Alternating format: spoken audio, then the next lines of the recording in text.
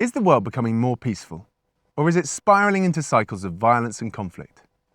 To answer this complex question, researchers from the Institute for Economics and Peace have analysed 23 different types of data in 162 countries over the last 8 years.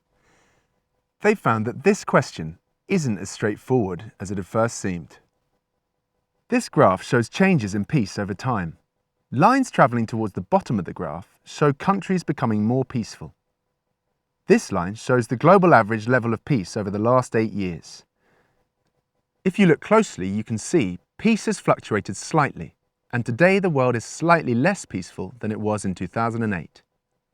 However, when we take a look behind the global average, we can see that there is a growing gap between the most and least peaceful countries in the world.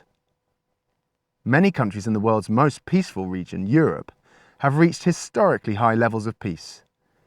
This is largely due to a reduction in the number of homicides, a decrease in military expenditure, and the withdrawal of forces from Iraq and Afghanistan.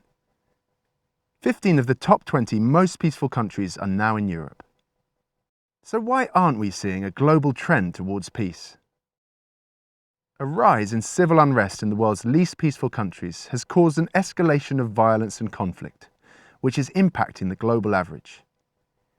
The intensity of armed conflict has risen dramatically, with the number of people killed in conflicts last year reaching 180,000, a 267% increase from 2010.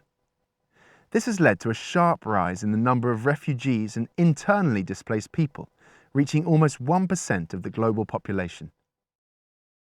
Terrorism continues to rise, with over 20,000 people killed in attacks last year. 85% of those deaths occurred in just 5 of the world's least peaceful countries. The Middle East and North Africa is the region that suffered the greatest decline in peace in the last year, with a dramatic rise in civil conflict and terrorism. This region is also home to the world's least peaceful countries, Syria and Iraq. So if we go back to the question at hand, we can see that the world is becoming less peaceful, but more significantly, it is becoming increasingly divided, as the gap between the most and least peaceful countries is becoming wider.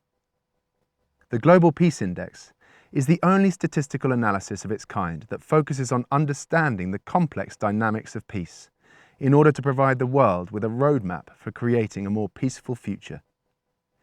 Explore the data for yourself and get the facts on the interactive Global Peace Index map.